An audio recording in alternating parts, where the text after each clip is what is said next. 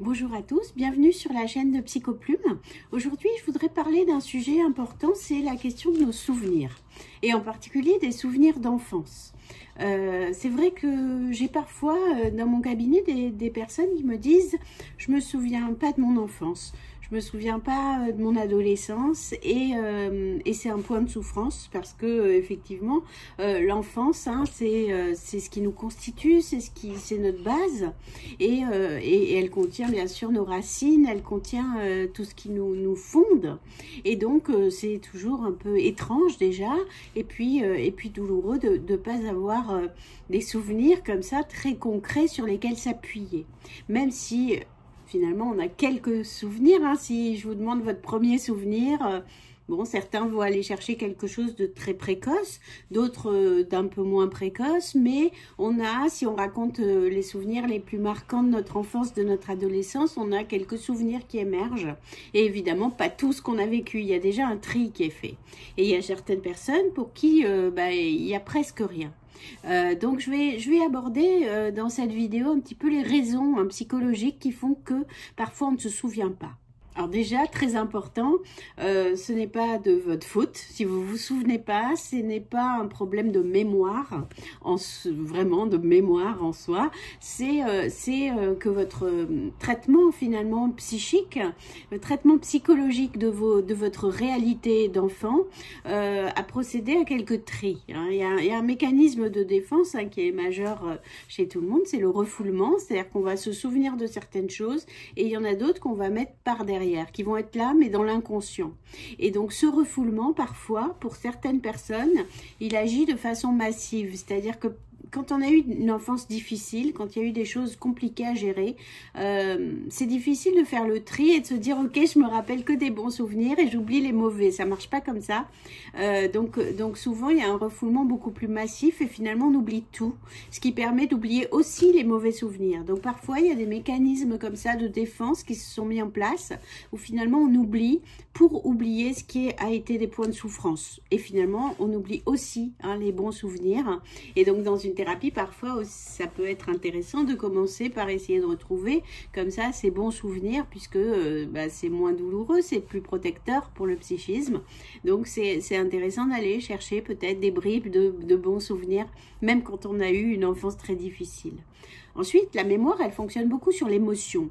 Et donc, effectivement, parfois, si on a eu une enfance un peu plate, une enfance où finalement, il y avait peu d'émotions, d'émotions fortes, parce que peut-être on a été une enfant ou un enfant très sage, ou parce qu'il ne se passait pas grand-chose à la maison, les parents ne parlaient pas beaucoup, on faisait toujours les mêmes choses, on sortait pas beaucoup, ça donne une enfance, disons, un peu plate sur le plan émotionnel et du coup, ce qui fait qu'il n'y a pas beaucoup de mémoire parce qu'il n'y a rien d'extraordinaire qui est venu marquer comme ça très fort la mémoire.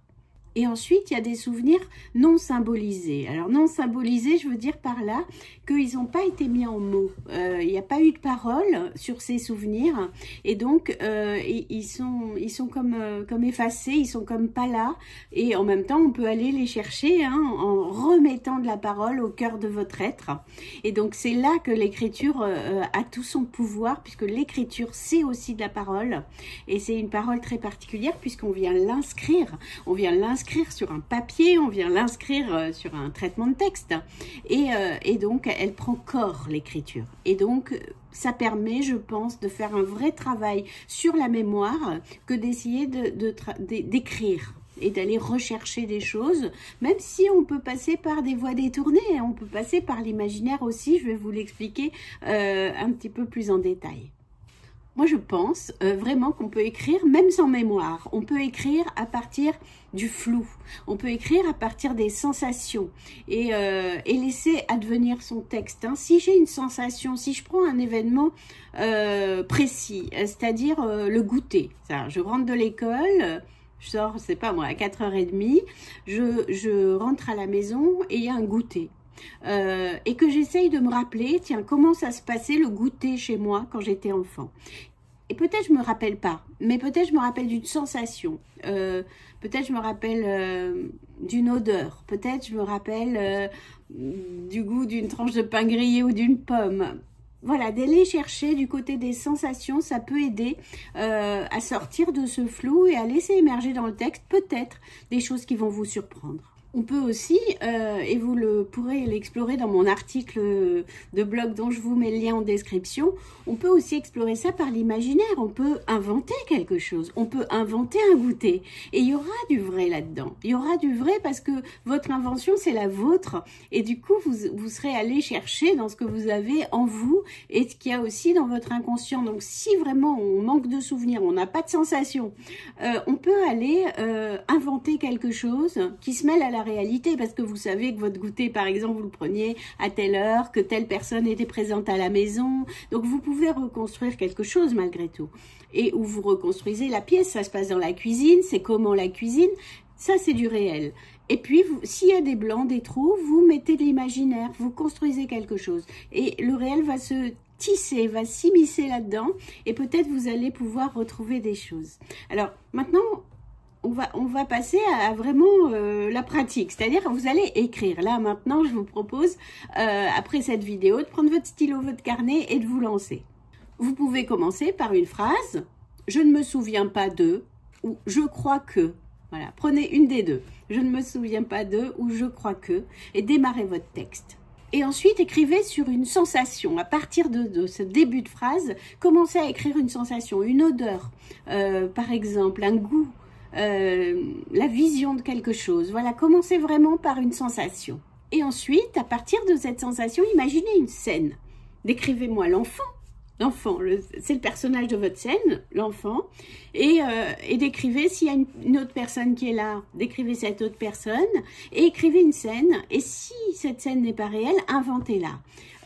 On fait ce jeu-là, hein, d'essayer d'inventer un peu le réel pour voir si ensuite, quand vous aurez écrit ce texte avec ce souvenir qui n'est pas vraiment là et qui peut-être n'est pas vraiment disparu, vous écrivez un texte qui peut-être sera en grande partie imaginaire, mais une fois que vous l'avez écrit, après coup, demandez-vous, tiens, qu'est-ce qui est réel là-dedans? Qu'est-ce qui est vrai? Qu'est-ce qui me concerne dans mon vécu, hein? Et on va voir si effectivement vous pouvez retrouver quelque chose. Donc vraiment, je vous propose de faire ce jeu d'écriture-là. Et sinon, si vous sentez que vous avez des manques dans le souvenir de votre enfance, n'hésitez pas à essayer d'écrire, hein, autour de votre enfance et autour des rituels de l'enfance. Ça, c'est intéressant. Quand vous arrivez à l'école, dans la cour de récréation, vous jouez à quoi? Ou peut-être vous êtes assis sur un banc, vous n'avez pas trop d'amis. Qu'est-ce qui se passait? Je vous propose de faire ce petit exercice. Si vous avez envie de partager votre texte, vous pouvez le faire sous les commentaires sous cette vidéo, bien sûr, ou de façon plus privée sur ma chaîne Telegram, où je fais toujours un retour sur chaque texte qui est posté. Donc, n'hésitez pas. Et si vous n'avez pas encore téléchargé mon e-book 30 jours de journaling, c'est vraiment un guide pour aller vers de l'introspection. N'hésitez pas non plus. Il est bien sûr en description. Et je vous retrouve très bientôt sur une autre thématique liée à l'écriture. Si vous voulez me soutenir dans mon travail, vous pouvez vous abonner à la chaîne. Et je vous dis à très bientôt. Bonne session d'écriture.